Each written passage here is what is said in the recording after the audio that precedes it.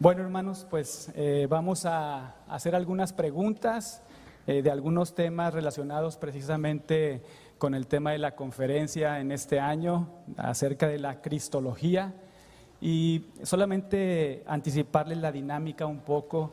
Hay algunas preguntas y bueno, lo que tratamos de hacer comúnmente cada año es que cada uno de ustedes pueda participar conforme a ustedes, a lo que ustedes consideren, en el momento que ustedes consideren, y así poder ofrecer una respuesta a nuestros hermanos. La primera pregunta es: ¿adorar a Cristo es más intelectual o emocional?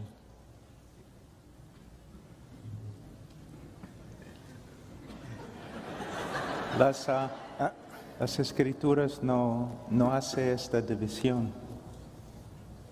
Las emociones tienen que basarse en el conocimiento de las Escrituras, la revelación de Dios. Las dos cosas son importantes. No podemos hacer una división así. Yo creo también que parte de la problemática está en el uso de esas dos palabras, porque cuando pensamos en intelectualismo, inmediatamente hay una connotación negativa en cuanto a lo intelectual y hay una connotación negativa en cuanto a lo emocional. Sin embargo, la parte intelectual tiene que ver con la mente.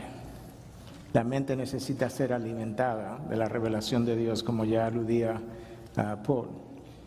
Entonces, la mente que está alimentada por la revelación de Dios tiene que alimentar mis emociones. Entonces, son emociones informadas por la palabra, la que yo necesito experimentar en mi adoración. Pero si mi adoración es todo lo que el hombre es, a todo lo que Dios es, como lo definía el arzobispo de Canterbury, olvidé su nombre ahora, pero muy famosa su cita, que la adoración es toda la respuesta de lo que el hombre es a todo lo que Dios es.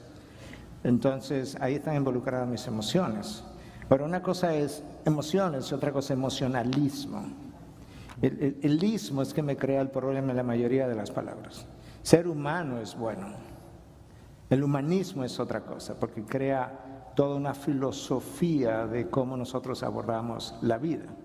Moderno es bueno, es algo que es de actualidad, que puede ser eficiente. El modernismo se constituyó en toda una filosofía. Entonces el ism en inglés, o el ismo, es que me cambia las cosas. De esa misma manera, cuando pensamos en emocionalismo, eso es un problema, pero la parte emocional del ser humano es real. Pero son emociones que deben estar debidamente y bíblicamente informadas para que sean entonces consistentes con lo que Dios quiere. Es interesante notar que Martin Lloyd-Jones definía la predicación como teología en fuego. Y él decía: una teología que no produce fuego es una teología defectuosa, o tú tienes un entendimiento defectuoso de la teología. En Romanos 12, Pablo dice: por consiguiente, hermanos, os ruego por las misericordias de Dios. ¿Qué son las misericordias de Dios? Todo lo que Pablo viene explicando desde el capítulo 3 acerca del Evangelio, y si nos vamos más atrás, acerca de la depravación humana. Yo tengo que tener un entendimiento de la condición espiritual en que yo estaba cuando Cristo me rescató y qué fue lo que Cristo hizo para poder reconciliarme con el Padre. Y es sobre la base del entendimiento de esas misericordias mostradas en el Evangelio que Pablo puede decir ahora que presentéis vuestros cuerpos como sacrificio vivo, santo, aceptable a Dios, que es vuestro culto racional. Otra vez, Pablo no hace esa división entre lo que yo entiendo con mi mente y lo que yo siento en mi corazón al ver estas verdades. Ahora, tenemos que entender que Dios no hace clones. Todos los seres humanos somos diferentes y tenemos reacciones emocionales diferentes. De ahí la famosa definición también de predicación, que la predicación es la verdad de Dios a través de la personalidad de un hombre. Porque todos los predicadores tenemos que ser apasionados con la verdad, pero la manera de manifestar esa pasión va a diferenciarse por la personalidad de cada cual. Entonces yo tengo que tener cuidado porque yo puedo tener quizás un temperamento muy extrovertido y tengo que manifestar de alguna manera todo lo que estoy sintiendo por dentro. Entonces yo veo otra persona que no es como yo y puedo llegar a la conclusión de que es un teólogo frío. Pero mucho cuidado, yo no sé lo que está pasando en el corazón de esa persona. Entonces, ciertamente las emociones se manifiestan de maneras muy diferentes. Y eso de hecho lo vemos en los salmos. Los salmos tienen una gama emocional sumamente amplia y están todos reaccionando a la verdad de Dios. También hay, De acuerdo. hay una cosa también que el médico sabe más acerca de mi esposa que yo. Él sabe cómo crece su pelo, cómo funciona su corazón. Él sabe más de ella, pero yo la conozco. Es muy importante. De acuerdo con que no hay una división, pero creo que el énfasis de la Escritura es en el entendimiento. Es a través de la facultad de razonamiento que nos relacionamos con Dios primordialmente.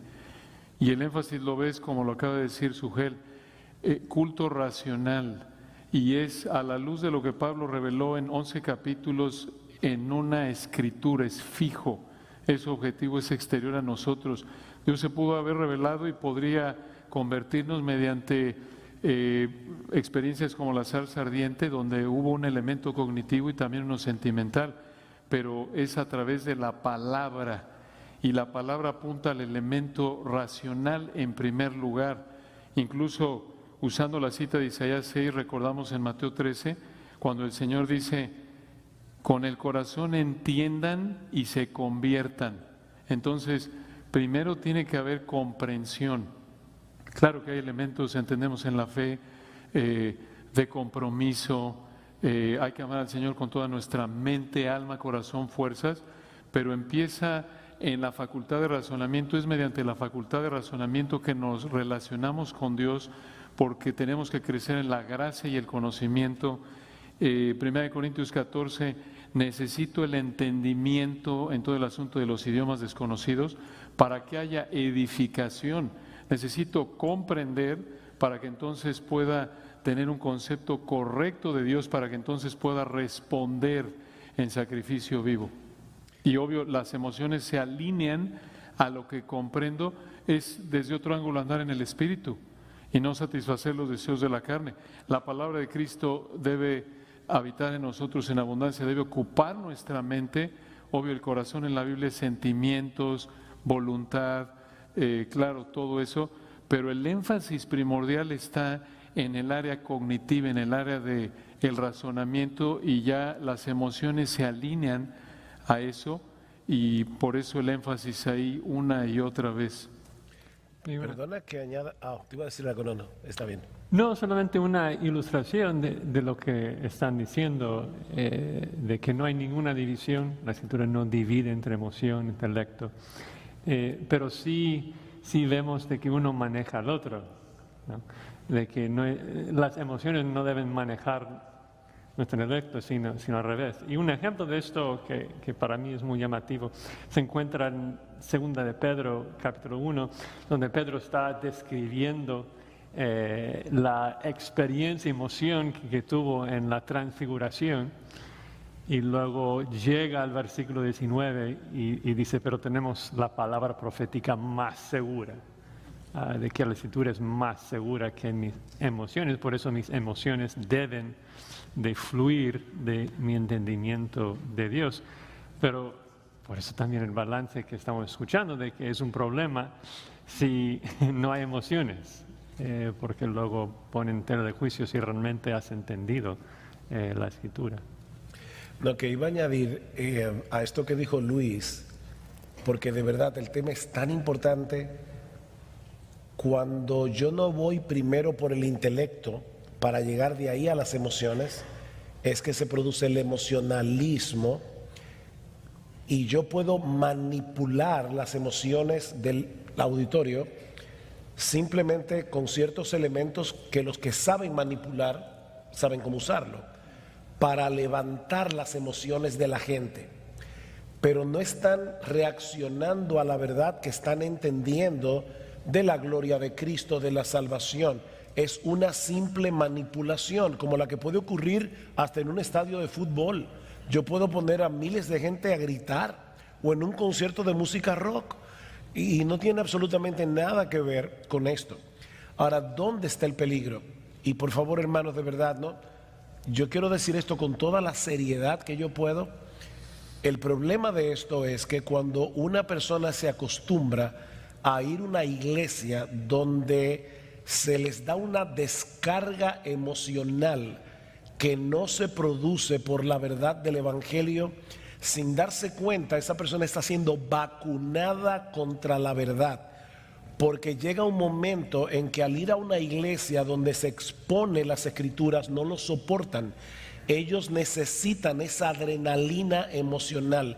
Y a mí me da muchísima pena porque yo tengo la convicción de que en muchas iglesias evangélicas, o por lo menos dentro del rango de iglesias evangélicas, están vacunando a las personas contra la exposición seria de las escrituras y aún contra la himnología seria, porque no quieren cantar himnos que los pongan a pensar. Siempre recuerdo lo que decía Chesterton: cuando vayas a la iglesia te quitas el sombrero, no la cabeza. Gracias, hermanos. Quisiera hacer simplemente un paréntesis antes de continuar, pero es porque lo tengo aquí enfrente de mí. Ustedes saben, el pastor Henry aquí ha estado con nosotros exponiendo la palabra el día de anoche y no ha podido estar acá con nosotros. Más bien le hemos cuidado por el tema de sus ojos, entonces hubiera sido un privilegio tenerlo acá, pero bueno. Continuemos con la siguiente pregunta. ¿Cómo cultivas tu relación con Jesucristo? Creo que regresamos a la primera. La manera primordial es a través de las Escrituras. Aunque habla de evangelismo, Romanos 10:17, la fe es por el oír por la palabra de Dios o el discurso acerca de Cristo. Vamos a decirle así, el punto de comunión con el Señor Jesucristo es mediante su revelación escrita a través de las Escrituras. En el momento inicial de la salvación como a lo largo de la santificación. Y un excelente ejemplo de esto es el Salmo 119. Esa es la comunión, así debemos vivir como creyentes. Y ese era un creyente común y corriente. ¿Con qué limpiará el joven su camino? Y estaba en el suelo de la aflicción y estaba con las luchas diarias, pero continuamente ese salmo, que incluye la oración más larga en la Biblia, centra, el eje de ese salmo es la palabra de Dios, y continuamente es regresar a Dios a través de su palabra, en base a su palabra. Alaba al Señor en base a lo que Dios ha revelado en su palabra. Creo que el Salmo 119 es una excelente ilustración de cómo debemos vivir en medio de las luchas, la vida cristiana común y corriente, con los altibajos, el desánimo, la lucha, la tentación. Ahí está el Salmo 119, en base a la palabra, centrados en la palabra, y eso es lo que rige nuestra vida de oración. Yo creo que no hay duda de que Cristo está reflejado o explicado, demostrado en la palabra. En esencia eso es donde lo vamos a encontrar. Entonces, como que cultivar una vida de adoración a Cristo despegado de la palabra es prácticamente imposible, como decía Luis ahora mismo. Por eso hablábamos en la respuesta a la primera pregunta, que tus emociones tienen que estar informadas por la revelación bíblica. Para mí es como la mejor forma como yo puedo, de forma resumida, explicar la unión de esas dos cosas, mis emociones y mi mente. ¿Cómo? Mis emociones tienen que estar informadas por mi mente acerca de la revelación de la palabra. Ahora, yo conozco mucha gente que lee la palabra, que tiene toda la Biblia marcada con marcadores de colores y no tiene una devoción a Cristo. Y la pregunta que tenemos que hacernos es ¿por qué? Y yo creo que esta es mi respuesta. Número uno, la Biblia de ellos está marcada, pero la Biblia no los ha marcado a ellos. Y yo necesito que la Biblia me marque a mí, eso es una parte. La segunda parte sería ¿cómo yo consigo eso? Yo creo que, y sobre todo esta generación es poco reflexiva. La gente lee la palabra, hizo su devocional de 15 minutos, media hora, una hora, y más nunca vuelve a pensar en la persona de Dios por las próximas 23 horas cuando llega la hora del devocional otra vez. Y yo no creo que eso va a producir los frutos necesarios. Nosotros necesitamos reflexionar acerca de lo que acabo de leer. Y no solamente tratar de reflexionar, sino que en la reflexión yo necesito encontrar el carácter de Dios que es mejor revelado todavía por la persona de Cristo. Entonces, porque la palabra no es acerca de Daniel o de David o de cualquier otro héroe, es acerca de Dios que revela su carácter a través de estas historias, y Cristo vino precisamente a traer la revelación final y la mejor revelación y la más completa revelación. Yo necesito rumiar acerca de ese Cristo que está ahí descrito para mí, para no convertirme en un fariseo o un escriba, que conozco los textos, pero lamentablemente no conozco al Señor detrás de los textos. Y yo creo que eso es un peligro. ¿Puedo añadir algo más? Perdona. Amén a todo lo dicho, solamente quería completar algo. Hay aspectos de nuestra vida que nos pueden ayudar, es como dice Miguel, a estar rumiando. Por ejemplo, estamos siendo tentados y puede ser que no cedamos a la tentación. Un chico soltero vio a una chica y tuvo un mal pensamiento. Tú tienes dos opciones ahí. Obviamente debes luchar con el pecado, pero tú puedes quedar aplastado por el resto del día por haber tenido un mal pensamiento, haber cedido a la tentación, o tú puedes ahí mismo arrepentirte, pedirle perdón al Señor y usar ese incidente que pasó para admirar más a Cristo y apreciar más la gracia. Y en vez de estar aplastado, tú dices, wow, Señor, gracias porque tú moriste por mí en la cruz, por mi pecado. Primera de Juan 1:9, si confesamos nuestros pecados, Él es fiel y justo para perdonar nuestros pecados y limpiarnos de toda maldad. Lo lógico que uno esperaría en un texto así es que si está hablando de perdón, el texto dijera, Él es fiel y misericordioso. Él es fiel y compasivo. Pero lo que dices es, Él es fiel y justo. ¿Cómo meter la justicia si está hablando de perdón? Bueno, Él es fiel y justo porque ya Cristo pagó por mis pecados. Y Dios en su justicia me puede perdonar ahora porque ya mi pecado fue pagado.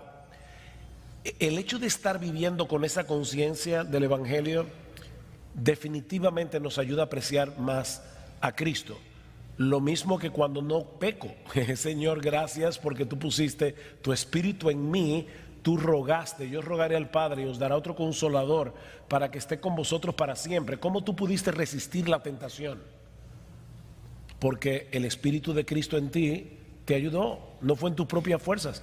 O aún leyendo la Escritura, ¿cómo tú pudiste entender un pasaje bíblico?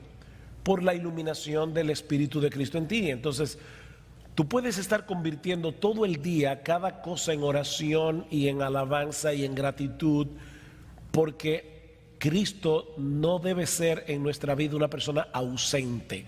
Yo no sé cuántos de ustedes han estado en una boda y te tocó sentarte en una mesa que tú no conoces a nadie. Y tú estás allí sentado y todo el mundo está hablando. ¿Te acuerdas cuando fuimos juntos a tal sitio y no sé qué? Y tú estás allí, tú eres invisible. Yo a veces pienso si Jesús no será un huésped invisible en nuestras casas. He aquí yo estoy con vosotros todos los días hasta el fin del mundo, pero yo no estoy consciente de que Él está ahí. Y yo creo que eso no nos ayuda a cultivar una buena relación con Él. Porque Él es un huésped invisible, Él no está ahí. Digo, está ahí, yo no estoy consciente.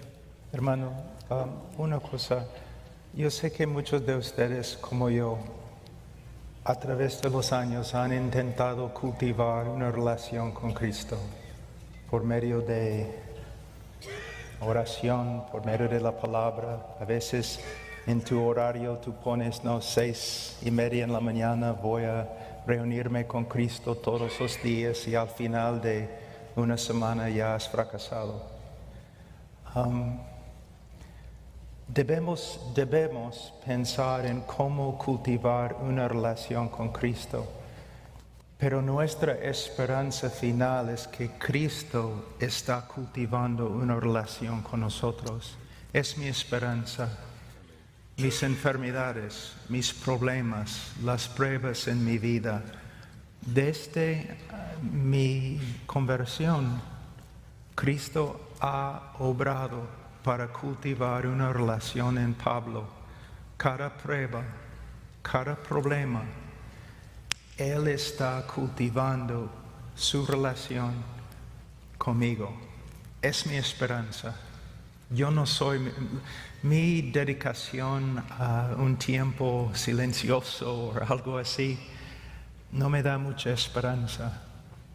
Pero Cristo, Él nos tiene, aún en Hebreos 12, cuando habla de disciplina, Cristo nos tiene así, no nos va a soltar. El que empezó la buena obra, Él va a cumplirla. Otra cosa, necesitamos tener mucho cuidado. Si un testigo de Jehová viene a mi casa y yo digo, ¿quién eres? Y él dice, testigo de Jehová.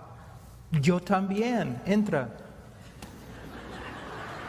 Y después de escuchar su doctrina, yo le digo, tú no eres un testigo de Jehová, tú eres un mentiroso, estás hablando mentiras acerca de Jehová.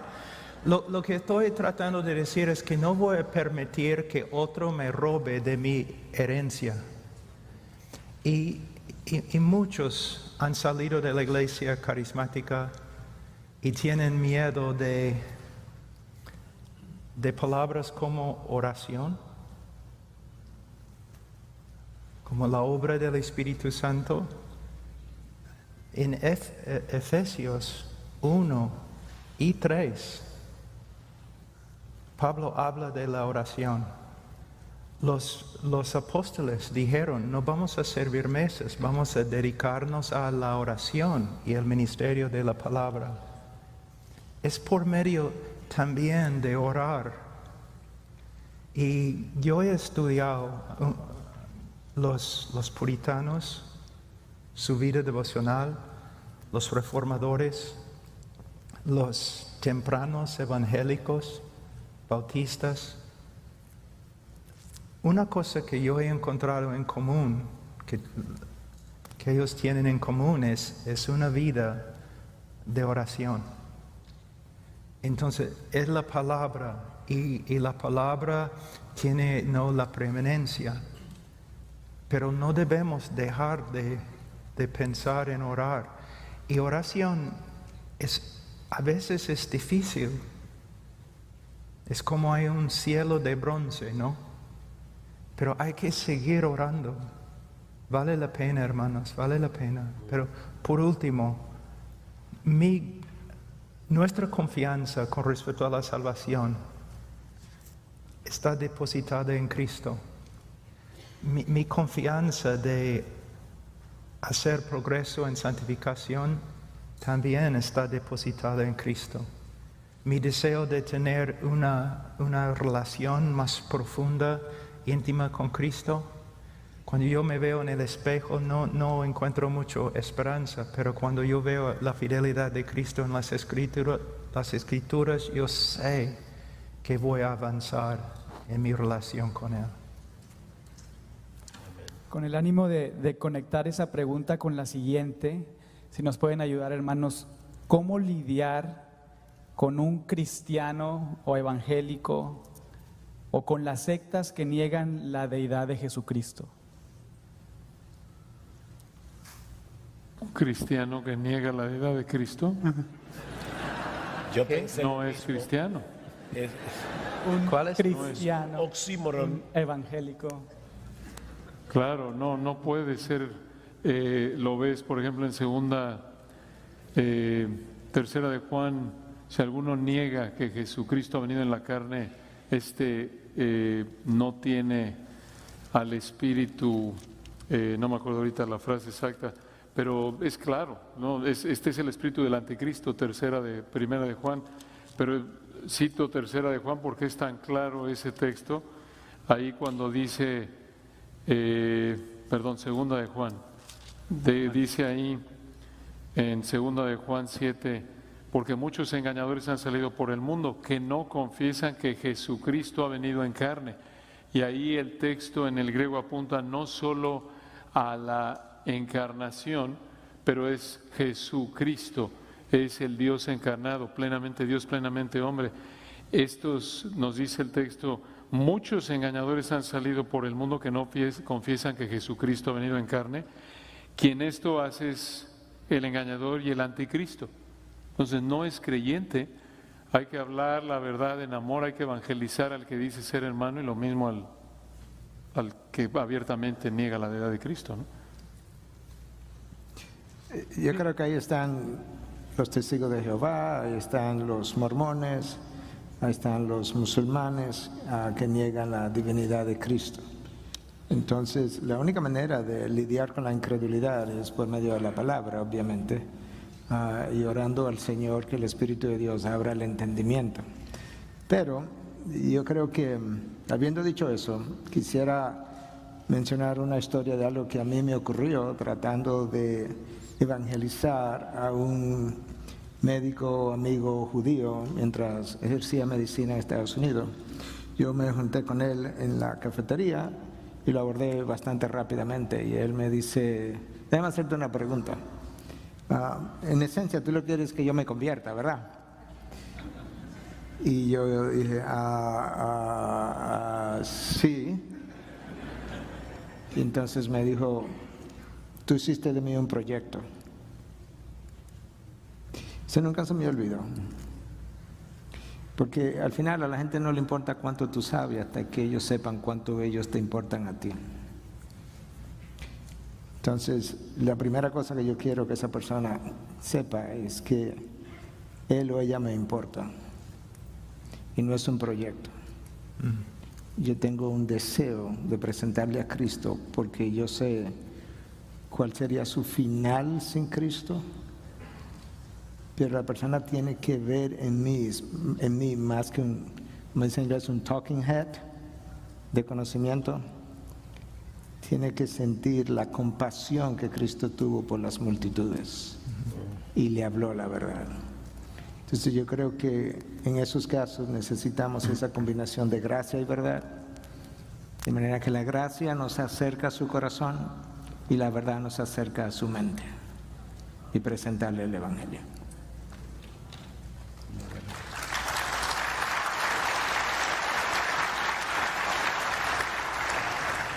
Hermanos, ¿cómo lidiar con los pentecostales de solo Jesús que niegan la Trinidad en su concepto de la humanidad de Cristo?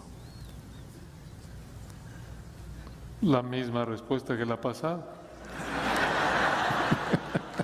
Lo que dijo Miguel es, hablando la verdad en amor, no puedes ser cristiano si niegas la deidad de Cristo y la Trinidad como estas personas. Y yo creo que el texto que Luis citó de 2 de Juan 7 es tan clave en estos asuntos porque Juan está tratando exactamente este tema de los engañadores que profesan ser cristianos pero no lo son y que ni siquiera podemos darles una bienvenida, no debemos apoyar su obra. Porque la frase como Juan lo pone, de que para ser salvo, para ser un evangélico, uno necesita confesar que Jesucristo ha venido en carne, esa frase engloba tanto la deidad como la humanidad de Cristo. Obviamente cuando dice que ha venido en carne, pues ahí tenemos la completa humanidad de Cristo. Entonces, si alguien niega la Trinidad, obviamente no puede abrazar la completa humanidad de Jesucristo. Cuando Jesucristo está ahí en el huerto orando a su Padre, ellos tienen que, o sea, el término teológico es sabelianismo, de que ellos tienen que negar la completa humanidad de Cristo, porque ¿con quién está hablando Jesús? O sea, si Jesús es Padre, Hijo, Espíritu. Entonces dicen que es la humanidad de Cristo que está hablando con su deidad, y entonces no tenemos una sola persona con dos naturalezas.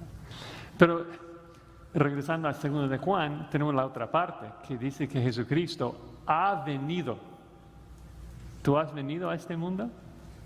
No, o sea, nosotros empezamos nuestra existencia acá. Jesucristo es la única persona en la historia del mundo que ha venido al mundo.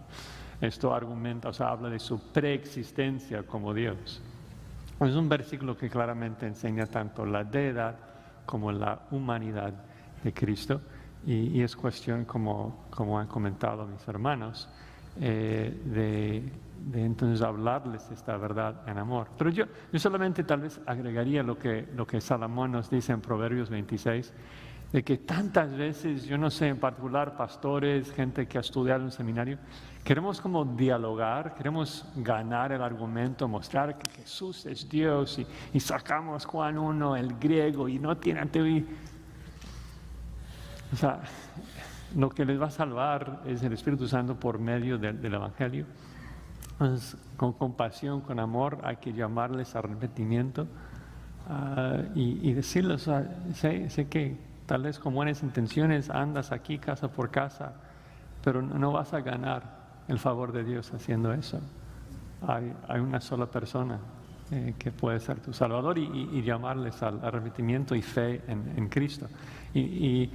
Y el punto de Salomón en Proverbios 26 dice, si estás ahí combatiendo con un necio, te vas a terminar como él, necio. Entonces, en amor, o sea, explícale el Evangelio, muéstrale la compasión de Cristo.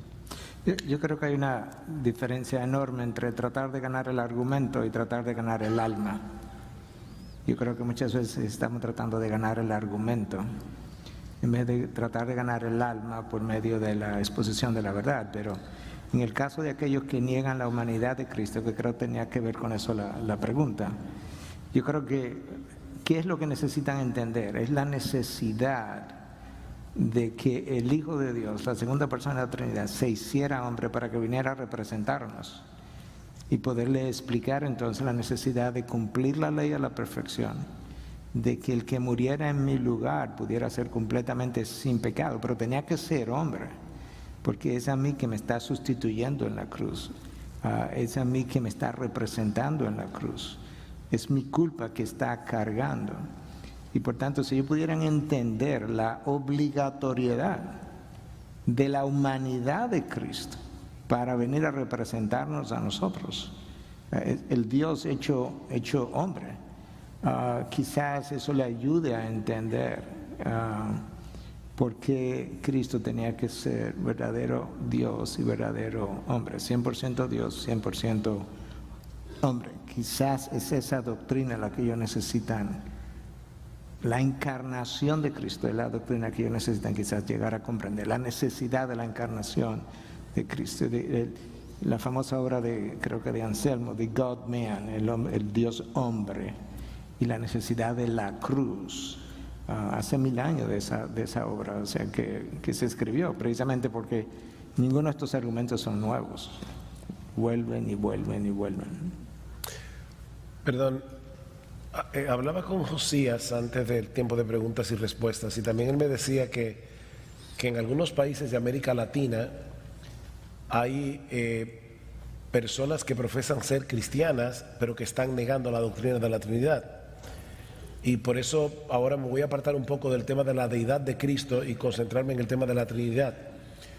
Yo creo, pastores, que nosotros tenemos que instruir a nuestras ovejas con respecto a la doctrina de la Trinidad. Esta doctrina es un misterio, pero no es un enigma. Un enigma es una pared infranqueable, yo no puedo ni siquiera penetrar. Un misterio es un océano, yo puedo sumergirme en esas aguas y nunca voy a llegar al fondo. Pero yo veo en iglesias evangélicas sutilmente lo que en la historia de la iglesia se conoce como sabelianismo o patripacionismo.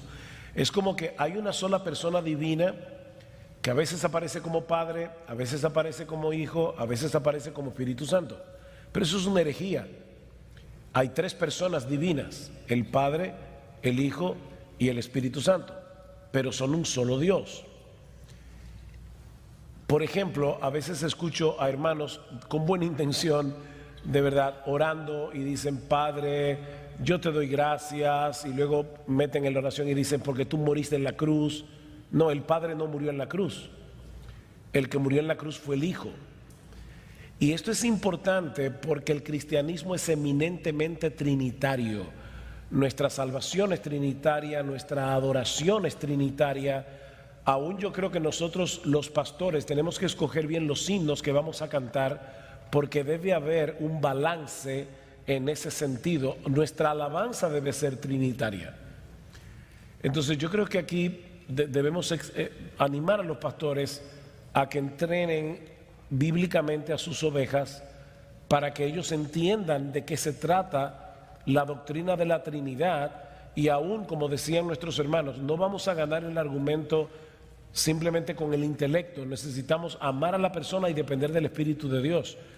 Pero al final de cuentas, el Espíritu de Dios va a usar la palabra. Hace unos años, mi esposo y yo tuvimos la triste experiencia de una joven que asistía a nuestra iglesia y de repente nos dijo que había abrazado, nosotros nos habíamos ido a otro lugar y nos dijo que había abrazado la doctrina de los testigos de Jehová. Y yo le pedí que fuera a la oficina, hablé con ella y una de las cosas que le decía era: mira, yo quiero que tú veas en tu Biblia y que me des una explicación de estos textos. En Isaías capítulo 6, Isaías ve la gloria de Jehová, evidentemente, y cita el texto de: ve y di este pueblo, de oído oiréis y no entenderéis, y viendo veréis y no percibiréis, etcétera. Pero luego nosotros llegamos al capítulo 12 del Evangelio de Juan, y Juan nos dice que los judíos no creían en él tal como lo profetizó Isaías. Él ha cegado sus ojos y endureció su corazón para que no vean, etcétera. Está citando Isaías 6. Y luego dice: esto dijo Isaías porque vio su gloria. ¿De quién? La de Jesús. O sea, Juan, inspirado por el Espíritu Santo, está diciendo que lo que Isaías vio fue la gloria de Jesús. Pero luego al final del capítulo 28 de Hechos, dice que el apóstol Pablo le cita el texto de Isaías a estos judíos en Roma que no creían en el Evangelio, y Pablo les dice: bien habló el Espíritu Santo a vuestros padres por medio de Isaías el profeta, y le cita Isaías 6. Así que según Juan 12, ahí estaba la gloria de Cristo. Según Hechos 28, fue el Espíritu Santo el que habló. Entonces, ¿quién es el Jehová de los ejércitos que aparece en Isaías 6 y que dice: a quién enviaré, singular, y quién irá por nosotros? Las tres personas de la Trinidad. Y fue impresionante porque ella vio los textos y me dijo: no tengo respuesta para eso, pero aún así yo no puedo creer en la Trinidad. Entonces ya aquí tenemos un problema, porque tú estás citando la Escritura, estás mostrando la Escritura y no está haciendo ningún impacto. Nosotros comenzamos a orar por ella y sorprendentemente 6 meses después le dio un derrame fulminante y murió. Y fue una historia que nos marcó porque nosotros le teníamos aprecio a esta joven. No estoy diciendo fue un castigo divino, yo no estoy entrando en ese tema, no estoy interpretando la providencia. Estoy simplemente diciendo: hay argumentos en la Biblia de más, pero debemos compartirlos en amor y depender del Espíritu de Dios, porque los argumentos por sí solos, no importa cuán buenos sean, porque yo encuentro este argumento muy poderoso, no van a convencer a nadie. Por sí solos no. Respecto al tema de la oración, una pregunta es: ¿es correcto orar a Cristo en vez de orar al Padre?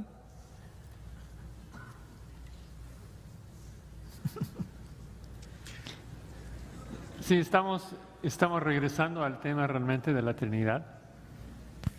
Yo creo que debido a la Trinidad, lo que llamamos ontológica, de que cada persona es el mismo ser, obviamente podemos dirigir una oración a Jesucristo. Esteban lo hizo. Sin embargo, no vemos muchas oraciones dirigidas a Jesucristo. De hecho, es Jesucristo en su discurso en el aposento alto que dice que tienes acceso directo al Padre.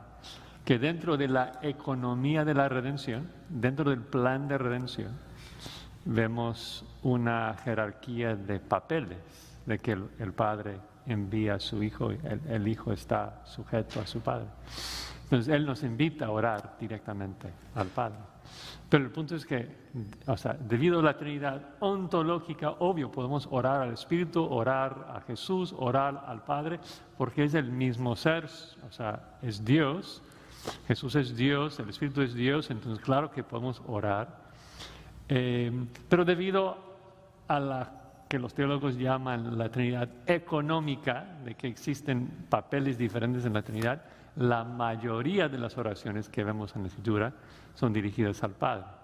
Pero aún así, porque creo que tendemos a pensar en la Trinidad de manera separada, quisiera dar nada más un ejemplo, porque el hermano Sugel mencionó la persona que ora al Padre que murió por nuestros pecados. Eso es Pablo en Hechos 20, que dice en Hechos 20, 28, por tanto, mirad por vosotros y por todo rebaño que en el Espíritu Santo os ha puesto por obispos para apacentar la iglesia de Dios, dice en griego, la cual Él ganó por su propia sangre. Y es uno de los versículos claves de donde derivamos nuestro entendimiento de lo que llama operaciones inseparables. De que si el Padre hace algo, el Hijo y el Espíritu Santo necesariamente están involucrados. ¿Por qué? Porque son el mismo ser. Entonces acudimos a eso para decir, claro, si estamos agradecidos a Jesucristo por su redención, queremos expresar una oración a Él, claro. Pero el patrón que vemos en la Escritura es de que dentro del plan de redención, si tenemos acceso al Padre, pues ¿por qué no decir Padre Santo? No es de que si oramos al Padre, el Espíritu Santo es como que, uy, ¿por qué nunca me hable a mí? ¿Por qué no ora a mí? De Jesucristo está ahí como resentido. Es el mismo Dios, ¿no? De hecho, uno de los versículos, que me fascinó el otro día que tuve la dicha de predicarlo, está en Juan 13, y Jesucristo, está en el aposento alto, y dice eso en Juan 13, 31, ahora es glorificado el Hijo del Hombre, y Dios es glorificado en Él. Y ahora escuchen la lógica, la razón de Jesús acá. Dice, si Dios es glorificado en Él, si Dios es glorificado en el Hijo, Dios también le glorificará a sí mismo y enseguida le glorificará. Y el argumento es esto. Cuando glorificamos al Hijo, esto necesariamente glorifica al Padre. Y luego Jesús razona, si algo glorifica al Padre, Él lo va a hacer. Es garantía. Si algo glorifica al Padre, es un hecho. Dios lo va a hacer. Y la glorificación del Hijo glorifica al Padre. Que Jesucristo acude a lo mismo en Juan 17, cuando dice, glorifícame a mí, ¿no? Para que el Hijo te glorifique a ti. Entonces, sí, es un misterio, como dijo Sugel. Pero yo creo que no debemos sentir así, uy, si debo o no orar a Jesús. Claro, Dios. Pero el patrón es, tenemos acceso al Padre. Yo creo que, apoyando todo lo que ya se ha dicho, Cristo mismo enseñó a orar al Padre en su nombre, de manera que está como la enseñanza. Pero estoy 100% de acuerdo que si le oramos a Cristo no estamos pecando con eso, por el hecho de ser una Trinidad donde uno es el otro. Y pensando en algo que Sugel mencionó como ilustración de algo que, tratando de explicar la Trinidad, donde el Padre no fue que se crucificó, pero alguien dice en algún momento, Padre, gracias porque te crucificaste. Hay una historia, me imagino que fue creada, pero hay una historia de este niño de 10 años que lo dejaron estar en una reunión de hombres adultos, a una reunión de oración, y entonces al final le pidieron al niño que orara, y él dice exactamente eso que Sugel dijo, Padre, yo te doy gracias porque te crucificaste. Entonces cuando terminó, uno de los ancianos se acercó y le dijo, hombre joven, el Padre no se crucificó, tú tienes que aprender a orar. Y el niño le dice, sí, pero yo no estaba hablando con usted.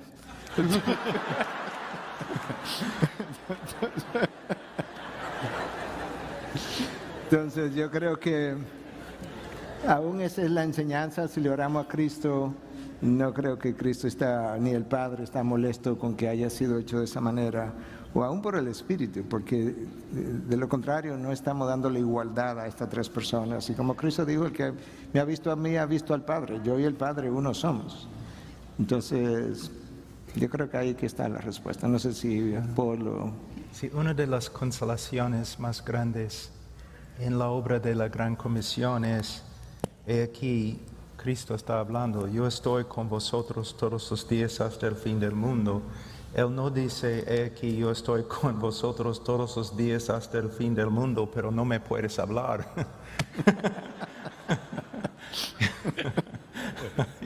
No, y es un mediador. Amén. Y es uno de los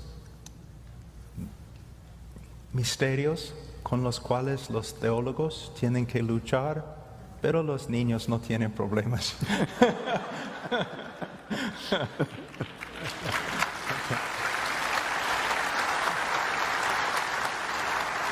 Hermano, quisiera quedarme contigo y hacerte esta pregunta.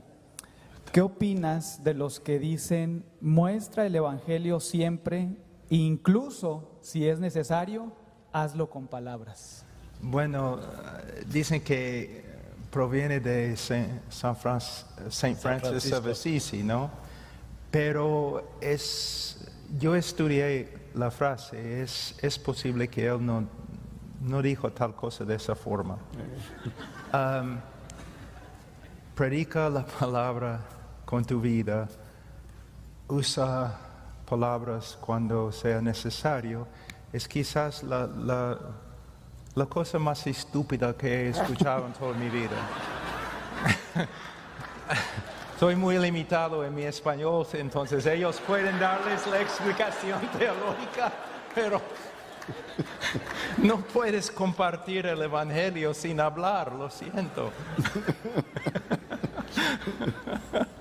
Sí, es una respuesta fácil.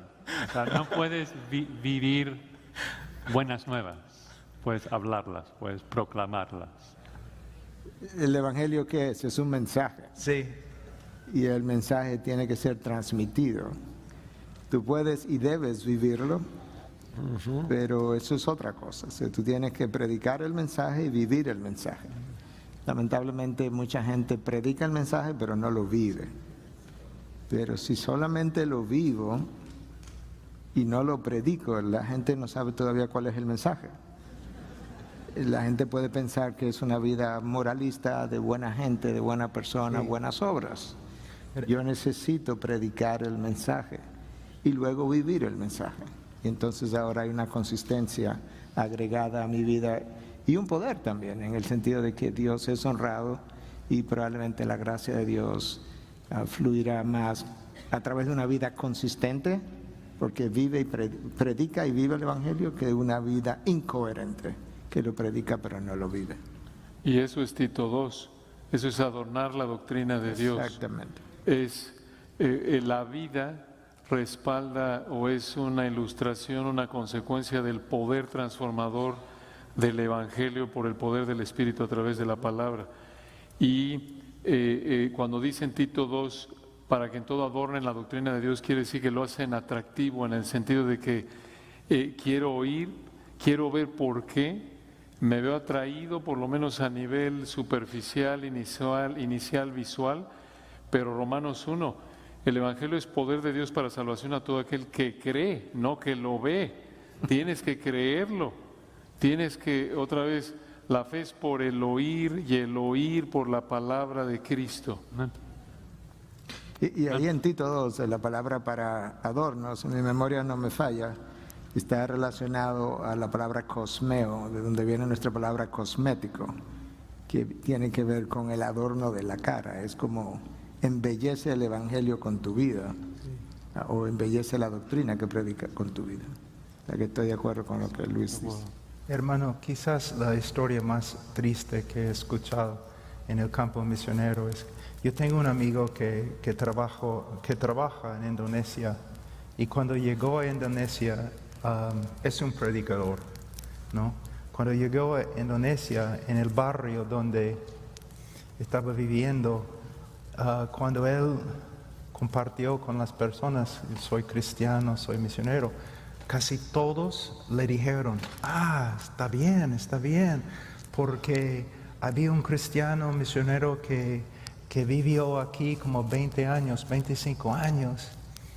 Era el mejor hombre en el barrio, él hacía buenas obras, tan buena gente, pero después de años mi amigo nunca encontró a ninguna persona que escuchó el evangelio de él. Entonces, este hombre no amaba a Dios, no amaba las almas, él amaba a sí mismo y él quería que los demás lo amaran también. Tenemos que predicar.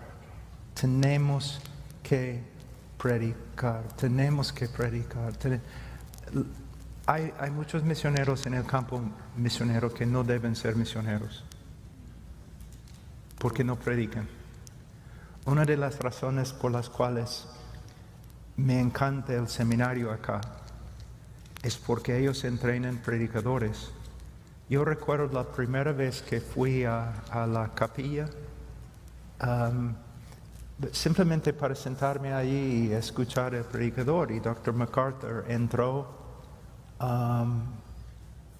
para hablar de algo porque un evangélico había dicho algo loco, ¿no? Y John MacArthur quería hablar con los alumnos y él dijo, nunca deben olvidarse, ustedes están aquí para aprender la palabra de Dios, para predicar la palabra de Dios. Amen.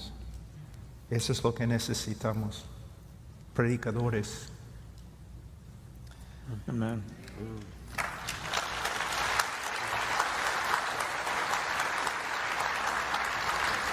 Aquí tengo otra pregunta y dice, ¿por qué dicen algunos que Cristo solo murió por los escogidos si Juan 3:16 dice que murió por el mundo entero?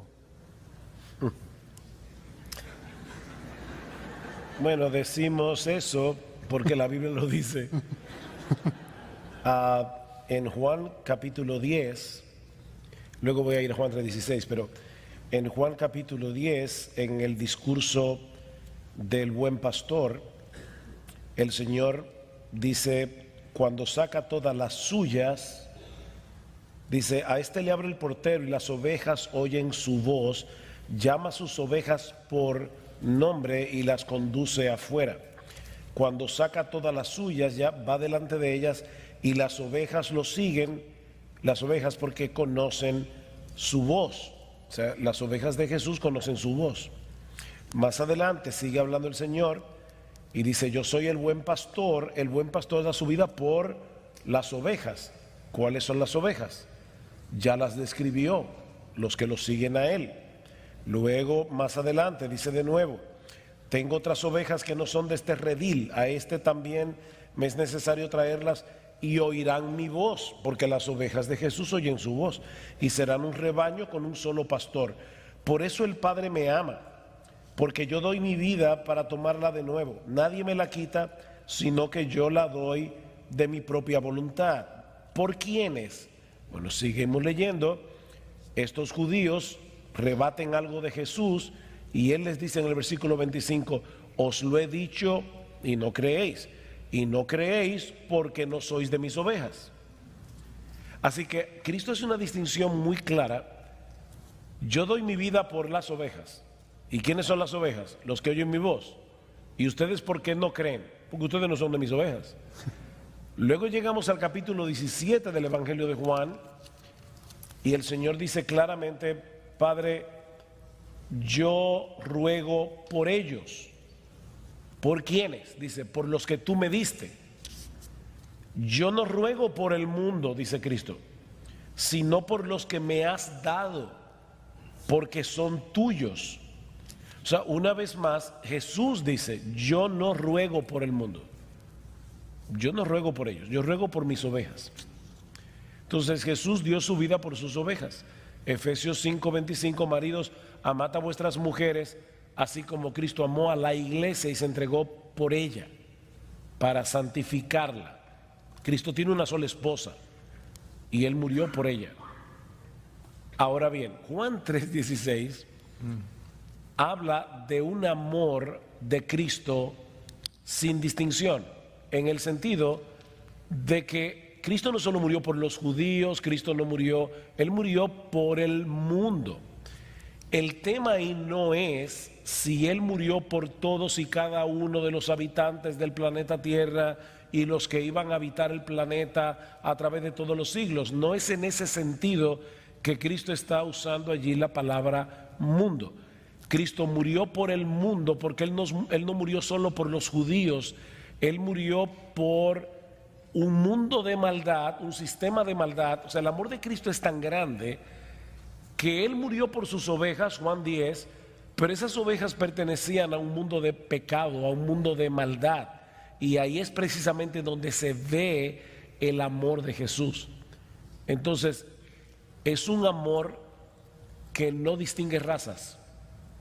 Él murió por todos en ese sentido, por todos sin distinción de raza. Pero Cristo murió por sus elegidos. Porque si Cristo murió por todos y no todos van al cielo, entonces tenemos un problema. Porque Cristo murió por todos los pecados de todos los hombres. Ese es el argumento de John Owen en su famosa obra La muerte de la muerte en la muerte de Cristo. Él dice, ¿por cuántos pecados murió Jesús?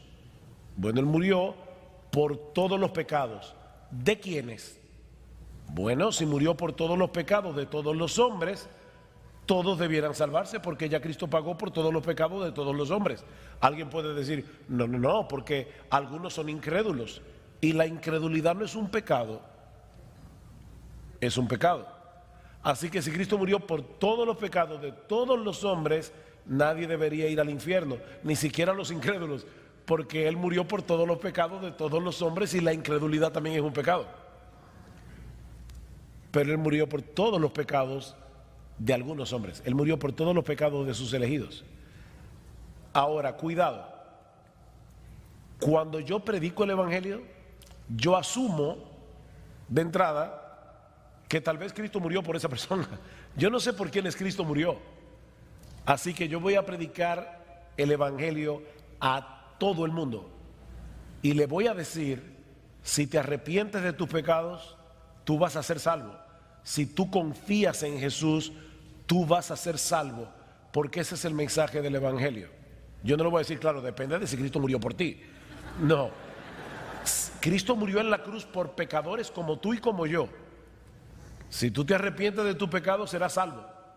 Seguro que serás salvo, porque la Biblia lo asegura. Entonces, esta creencia no mata el evangelismo, todo lo contrario, nos anima a predicar con más confianza, porque si Jesús murió por esa persona, el Espíritu de Dios va a venir con poder y le va a aplicar el Evangelio y le va a abrir los ojos y va a venir a Cristo en arrepentimiento y fe con toda seguridad, y eso me anima más a predicar el Evangelio. No me desanima, todo lo contrario.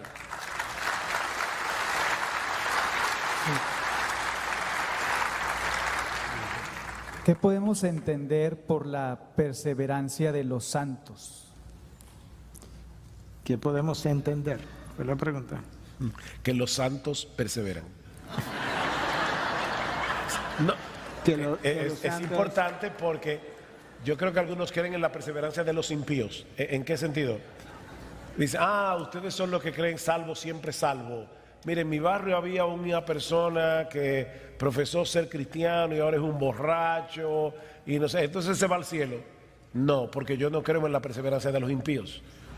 Yo creo en la perseverancia de los santos. O sea, los que Cristo salva, santifica. Entonces, esos que son salvos y están siendo santificados pueden estar seguros de que van camino al cielo y de que no se perderán.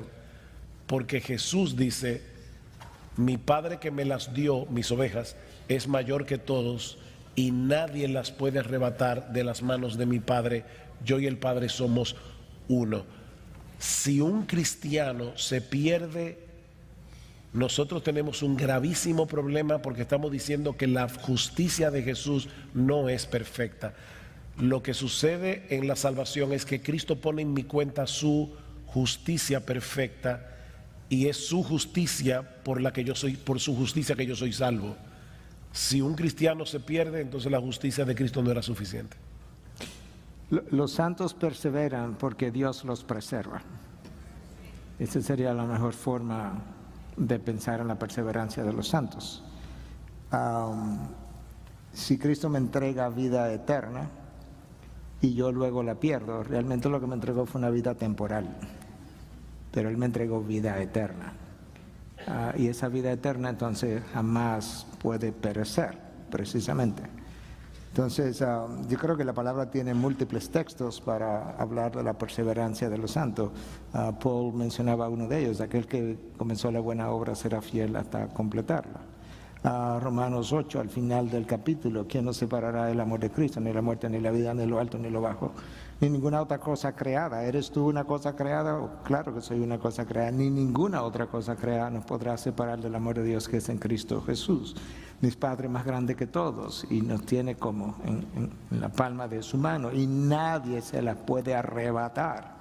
Entonces yo estoy seguro en la mano del Padre, de manera que tú tienes versículo tras versículo tras versículo que nos hablan acerca de la perseverancia de los santos. ¿No sería como muy esperanzador correr la vida cristiana con la posibilidad de que el último día yo me podría zafar de la mano de Dios? No creo que eso sería como esperanzador, en lo más mínimo.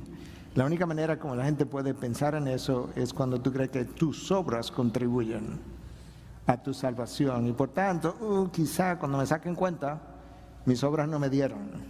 O sea, me quedé en rojo, la cuenta se me quedó en rojo y no dio para pagar. Y esa es la razón por la que la doctrina de la Iglesia de Roma, lamentablemente, nadie tiene seguridad de su salvación, ni siquiera el Papa. El Papa le preguntaron, no este Papa, el Papa anterior, pero es lo mismo, le preguntaron que si él pensaba, Juan Pablo II, que si él pensaba ir al cielo, y él dice que él estaba confiado en que sí, porque habían tantos católicos orando por él, que por lo menos le garantizarían llegar al purgatorio.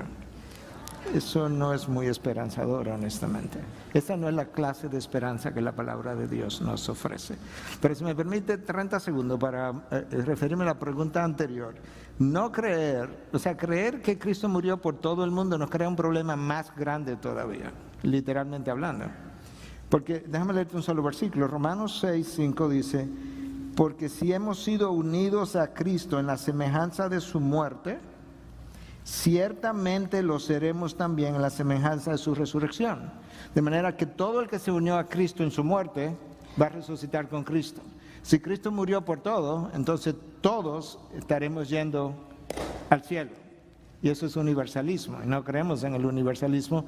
Todo el mundo va para el cielo. ¿Para qué vamos a llevar esta vida cristiana con todas sus limitaciones? Si al final Cristo murió por todos y Pablo dice, míralo ahí, que vamos a resucitar con él. Creamos un problema doctrinal mucho mayor creyendo que Cristo murió por todos, que si creemos que verdaderamente la muerte de Cristo fue limitada. La realidad es que es siempre limitada, o la limitas en el número de personas o la limitas en su eficacia, porque si murió por todo, pero no todos entran, le pusiste un límite también, que sea la eficacia de la muerte. Y finalmente, Juan 3:16 no habla de por qué murió Cristo, que es uno de los problemas, que la gente vive sacando versículos para cuestionar una doctrina de la cual ese versículo no habla. Ese versículo no está hablando de por quiénes murió Cristo. Perdón por Sí. el echar por atrás. No, solo iba a comentar en esos dos temas, tanto de la redención particular por quien murió Jesucristo como la perseverancia de los santos. Yo creo que la Escritura es clarísima en esos puntos, pero sí hay muchos malentendidos de esas dos doctrinas y el daño percibido, o sea, la persona que escucha de la redención particular, entonces si Cristo solamente murió por eso, entonces ¿para qué evangelizar? Y Pablo piensa lo opuesto. O sea, Dios le dice, tengo mucho pueblo en esa ciudad. Pablo no sabe quiénes son, entonces tiene que tocar cada puerta y predicar a todos con la confianza de que en el momento de que el escogido de Dios escuche el Evangelio, Dios lo va a regenerar. Y lo mismo con la perseverancia. O sea, la Escritura es clarísima de que Dios va a preservar los suyos. Pero la gente dice, uy, pero ¿qué pasa si alguien profesa y luego abandona? Bueno, 1 Juan 2:19, los que salieron de nosotros no eran de nosotros, porque la marca de un cristiano es de que Dios le preserva. Y entonces, si dice salvo, siempre salvo, entonces, ¿cómo explicas todos los pasajes en donde la Escritura nos exhorta a examinarnos, nos exhorta a no abandonar a Cristo, como que ya no tenemos que exhortar a nadie? Y las dos cosas son ciertas. Una ilustración, lo estoy tomando de nuestro hermano Tom Schreiner, es profesor del seminario en Southern, que ha escrito un libro sobre Hebreos que habla mucho exhortando a creyentes a perseverar y no abandonar a Cristo. Y tratando de explicar la importancia de no pensar, o sea, Paul Washer es muy piadoso, no necesita mi exhortación. No necesito animarle a aferrarse a Cristo porque él seguramente es salvo, no necesita mi ánimo. Pero el autor de Hebreos dice, exhortaos los unos a los otros cada día, entre tanto que se dice hoy, es algo necesario. ¿Cómo conciliamos el hecho de que somos seguros en Dios, seguros en Cristo, y al mismo tiempo Dios nos exhorta a no abandonar? Y si tienen sus Biblias, es Hechos 27, que me ha ayudado mucho. Ustedes saben la historia del naufragio de Pablo. Dice en Hechos 27:20, o sea, la tormenta muy fuerte, no apareciendo el sol ni estrellas por muchos días, acusados por una tempestad no pequeña, ya habíamos perdido toda esperanza de salvarnos. Depravación total del hombre, ya no hay esperanza.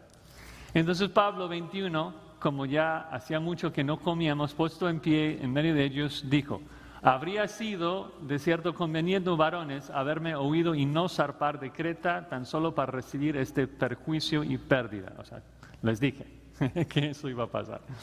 Pero escuchen, dice, pero ahora os exhorto a tener buen ánimo, pues no habrá ninguna pérdida de vida entre vosotros, sino solamente de la nave, porque esta noche ha estado conmigo el ángel del Dios, de quien soy y a quien sirvo, diciendo: Pablo, no temas, es necesario que comparezcas ante César, y aquí Dios te ha concedido todos los que navegan contigo, seguridad de la salvación.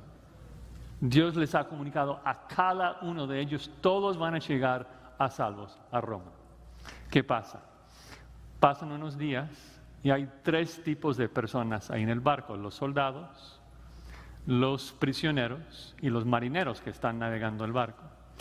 Y están tomando medidas, y los marineros se dan cuenta de que se van a estrellar contra rocas, dice ahí en el versículo 28. Entonces en el 29, temiendo dar en escollos, echaron 4 anclas por la popa y ansiaban que se cedía. Entonces los marineros procuraron huir de la nave, y echando el esquife al mar, aparentaban como que querían largar las anclas del proa. Pero Pablo dijo al centurión y a los soldados: si estos no permanecen en la nave, vosotros no podéis salvar. ¿Qué pasó, Pablo? Nos acabas de decir que estamos seguros que vamos a llegar a Roma, que nuestra salvación es segura, y ahora nos estás exhortando, si esos no perseveran, que vamos a morir todos. ¿Cuál es? ¿Nuestra salvación es segura o debemos escuchar la exhortación? Las dos cosas. O sea, el medio que Dios está usando para preservarlos y cumplir su palabra de preservación fue por medio de la exhortación. Y creo que como predicadores tenemos que tomar eso a pecho. Obviamente termina el capítulo y todos llegan a Roma. Nadie se pierde por la promesa de Dios. Pero en parte fue porque Dios usó la exhortación para preservarlos. Yo no sé quién sea salvo. Yo tengo el deber de predicar a todos. Tú tienes que perseverar en Cristo. Tú tienes que aferrarse a Cristo y seguirlo todos los días de tu vida. Obviamente, los que Él ha salvado van a perseverar porque Dios los va a preservar. Pero no debemos tener seguridad de la salvación de los demás pensando, uy, seguramente van a llegar y dejar de exhortarles, dejar de animarlos. Nos necesitamos, ¿no? Hermanos, hay que ver el propósito de todo lo que Dios ha hecho. La caída, la cruz de Cristo, el llamado de Israel, toda la historia de redención no tiene el propósito de demostrar la fidelidad y poder de los que se salvan. Todo lo que ha pasado en la historia del mundo tiene un propósito singular. Toda la historia de redención, demostrar el poder y fidelidad de Dios de salvar. Eso es lo que personas, me parece, no entienden. Tenemos un ejemplo en Ezequiel. Dios dice, por tanto di a la casa de Israel, así dice el Señor Dios, no es por vosotros, casa de Israel, que voy a actuar, sino por mi santo nombre, que habéis profanado entre las naciones donde fuisteis. Vindicaré la santidad de mi gran nombre, profanado entre las naciones, el cual vosotros habéis profanado en medio de ellas. Entonces las naciones sabrán que yo soy el Señor, declara el Señor Dios, como demuestre mi santidad entre vosotros a la vista de ellos. Y Él dice, porque os tomaré de las naciones. Se puede poner un pronombre, ¿no? Porque yo, Dios hablando, yo os tomaré de las naciones, yo os recogeré de todas las tierras, y yo os llevaré a vuestra propia tierra. Entonces yo os rociaré con agua limpia y quedaréis limpios. No hay duda, va a suceder. De todas vuestras inmundicias y de todos vuestros ídolos yo os limpiaré. Entonces el Señor está mostrando no solamente el mundo, sino el cielo, los ángeles. Él está dándoles a todos una manifestación de su poder. Entonces Él no va a fracasar, no va a fallar. Si Él ha salvado a una persona, Él va a obrar para que esta persona llegue al cielo. ¿Por qué? Su reputación depende del éxito de su obra. Voy a darles otro ejemplo. Él va a probar a Moisés como intercesor. Y Él dice básicamente a Moisés, aléjate de Israel, porque yo voy a destruir a todos, ¿no? Han salido de Egipto, pero no han llegado a la tierra prometida. Entonces, mira lo que Moisés dice. Pero si tú destruyes a este pueblo por causa de su pecado, como a un solo hombre, entonces las naciones que han oído de tu fama dirán, porque el Señor no pudo introducir a este pueblo a la tierra que les había prometido en el desierto. Él está diciendo, mira, todas las naciones están mirando. Tu reputación, esta obra de redención de Egipto, no puede fallar, porque todos están mirando. Tú has sacado a Israel de Egipto para la fama de tu nombre. La obra no puede fallar. Es lo mismo. Hasta la caída de Adán y Eva tiene un propósito. la gloria de Dios. Y Él está, por medio de su Hijo, Él está haciendo una obra de redención por la cual su gloria se va a manifestar como ninguna otra obra. No va a fallar, ni con la oveja más pequeña. Él no va a perder ninguna. Y algo que es contundente, ese es el fin, pero en todo el proceso, como lo dijo nuestro hermano Pablo, de principio, en medio hasta el fin, la Trinidad está involucrada. Sí. Como lo dice el hermano MacArthur, es debido al poder del Padre. Nadie las arrebatará de la mano de mi Padre. Es debido a las peticiones del Hijo. El Hijo está intercediendo por nosotros a la diestra del Padre. Y encima de eso, la presencia del Espíritu. Él es las arras de nuestra herencia, Él es la garantía, el depósito hasta la redención adquirida. Entonces, la Trinidad garantiza la perseverancia de los santos. Amén. Amén, amén.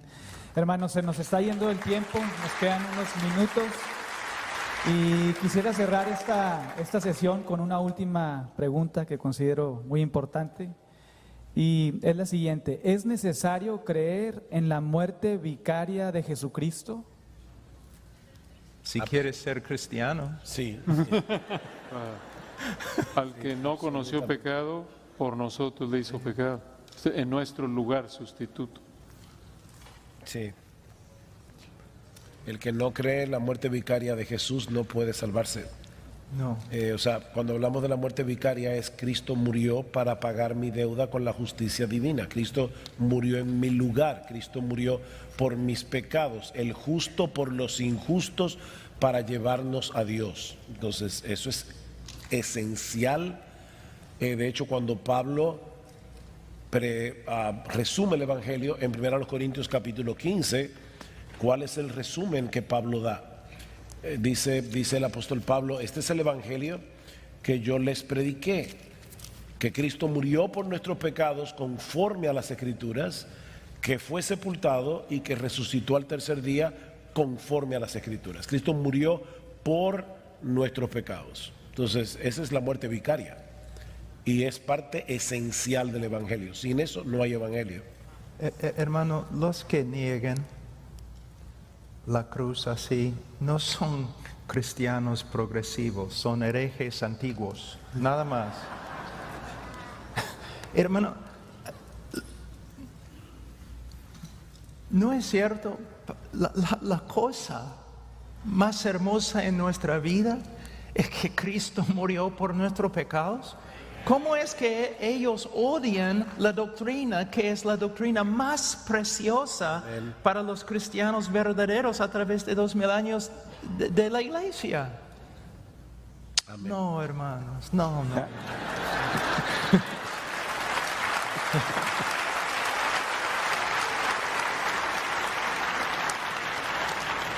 Otra manera de hacer la pregunta es si es necesario creer en la muerte sustitutiva, porque la palabra vicario lo que significa es sustitutivo o sustituto, por eso al Papa se llama el vicario de Cristo, que no lo es, pero eso es como se llama. Entonces, si Cristo no me sustituyó a mí en la cruz, ¿quién pagó por mis pecados? Sí. Y si nadie pagó por mis pecados, tú sabes dónde voy a la condenación eterna. Pues obviamente alguien tiene que pagar por mis pecados. Y si no soy yo, en el infierno, entonces tiene que haber un sustituto. Y ese sustituto es Cristo. Y de nuevo, vuelvo y me refiero a la famosa obra de Anselmo de The God Man, el Dios hombre, para hablar de la obligatoriedad de la crucifixión de Cristo y su muerte penal y sustitutiva en el año 1000. De manera que esto es un argumento que viene de hace mucho tiempo. Pero yo creo que Dios le dio un regalo especial para escribir ese libro, para ayudarlo a entender. Porque se ha hecho la pregunta frecuentemente que si Dios no pudo haber salvado al hombre de alguna otra manera que no fuera a través de la cruz. Y Anselmo decía, no, justamente porque Dios siempre diseña sus planes perfectamente. Ese fue el plan perfecto de Dios, donde el Hijo entonces nos sustituyó a nosotros. Y murió de la forma más cruenta, porque nosotros no tenemos idea de lo horrendo que es el pecado. Tú sabes, nosotros nacemos en pecado, crecemos en pecado, nosotros no solamente cometemos pecado, nosotros somos pecado. Tú te arrepientes antes de dormirte y te quedas dormido inmediatamente, cuando te despiertas el otro día, tienes pecado, habiéndote arrepentido antes de dormirte. ¿Por qué? Porque el pecado no es simplemente algo que yo hago, es algo que yo soy, pero nosotros no tenemos idea de eso. Entonces, si el pecado es horrendo e infinitamente horrendo para Dios, lo único que podía pagar por mis pecados es una muerte que sea infinitamente santa, y esa es la muerte del Hijo, para que sea como la pena igual a la paga. Entonces mi pena, como decía R.C. Sproul, fue una traición cósmica. O sea, mi pecado es una violación infinita a la santidad de Dios, y lo único que puede pagar por eso es un precio infinito, y esa es la muerte del Hijo de Dios. Y ahí entra una parte medular, sistema levítico, los sacrificios, muerte violenta, como lo dijo Miguel con otras palabras. Eso es parte medular de lo que el Señor estaba enseñándole a Israel, parte de la base a la que apuntaba, que alguien tenía que morir, y ese alguien tenía que morir de manera violenta, porque el Señor pudo haber muerto por un infarto voluntario, sin problema, o de alguna otra manera. Tenía que morir de manera violenta. Eso apunta a la sangre, no es el líquido en sí, sino a la sangre. Se refiere a derramamiento. Sin derramamiento de sangre no hay remisión de pecados. Está apuntando no de nuevo que tenía que gotear 1 litro, sino que eso apunta a una muerte violenta, y todo eso lo prefiguraban los sacrificios del sistema levítico. Otra vez, y ponían las manos como sustituto de manera vicaria para simbolizar que el animal moría en lugar del pecador que lo ofrecía, con el caso del día de la expiación, en lugar de todo Israel. Si aparte de la Biblia quieren leer un estudio buenísimo sobre ese tema y corto, increíblemente les recomiendo el libro de John Murray, Redención completada y aplicada, y el primer capítulo es precisamente la necesidad de la cruz. ¿Por qué Cristo no podía morirse por un infarto? Tenía que ser por una cruz, y la verdad es que Redención completada y aplicada, sobre todo los pastores, de verdad, es un buen estudio del Evangelio de John Murray, el teólogo norteamericano. Hermano, atacando la cruz, están atacando la misma naturaleza de Dios. El problema más grande en la teología, el problema más grande en toda la Biblia, conforme al apóstol Pablo en capítulo 3 de Romanos, es el carácter de Dios. Es el problema más grande. Si Dios es justo, y no te puede perdonar.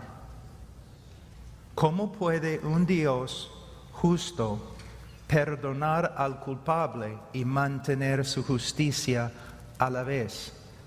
Si un hombre mata a toda tu familia y la policía lo capturan y lo llevan al juez, y él se para ante el juez, y tú estás en el salón de juicio y tus vecinos y todo, y el juez mira al criminal que ha matado a tu familia y dice: soy un juez compasivo, misericordioso, lento para la ira, te perdono, estás libre. ¿Qué vas a decir? Ah, qué bonito. No vas a decir qué bonito, vas a gritar, es una injusticia. ¿Qué tal corrupción? Bueno, hermano, ¿cómo puede Dios mantener su justicia y a la vez mostrar su misericordia? Personas están totalmente equivocadas. Ellos piensan que el problema es: ¿cómo puede Dios juzgar al pecador? Ese no es el problema. Los ángeles no tienen ningún problema con el infierno. El problema es el cielo. ¿Cómo puede un Dios justo simplemente perdonar? Él no puede, ni en el nombre de su amor, ni en el nombre de su misericordia. El amor de Dios está clamando: perdónalos, perdónalos, perdónalos. La justicia de Dios está siendo son culpables, son culpables, son culpables. Entonces, William Bates en el siglo XVII-XVI escribió La armonía de los atributos de Dios en la cruz de Cristo. Es un libro así, pero vale la pena. Y todos los predicadores de antes, todos cuando predicaron el Evangelio siempre hablaba de lo que estoy hablando ahora. Porque uno no puede entender el Evangelio si no entiende ese problema. Dios no puede simplemente perdonar. La justicia demanda satisfacción. Entonces, Dios en su justicia condena al mundo, aun su pueblo. Y Dios en su amor llega a ser hombre y toma el lugar de su pueblo y absorba, lleva su pecado, lleva su cruz, lleva su maldición y absorba toda la ira de Dios en el lugar de su pueblo. Yo escucho a esos predicadores hablando de la cruz, hablando de la corona de espinas, hablando de los clavos, hablando de la lanza, y al final no predican la cruz. El dolor de la cruz es que cuando Cristo estaba en la cruz, Él llevó nuestro pecado y toda la ira de Dios cayó sobre Él. 3 horas encerrado en un cuarto con la ira de Dios, onda tras onda, ola tras ola tras ola de la ira de Dios derramado sobre él.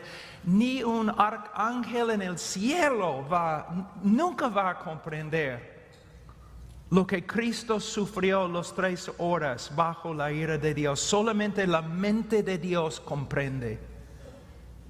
Pero Él tenía que absorber, creo es la palabra, la ira de Dios. Y el momento que Cristo murió, la justicia fue satisfecha. Ahora Dios puede perdonar a todos. ¿Por qué? Él ha pagado las demandas de su justicia. Si no entiendes eso, no entiendes la cruz. Y si no hay una cruz, no hay una sustitución, hermanos, entonces nada de cristianismo ni su doctrina de Dios funciona. Todo se deshace. Y la Biblia es una mentira. Amén. Gracias a Dios por este tiempo. Gracias, hermanos, por estar acá, por responder.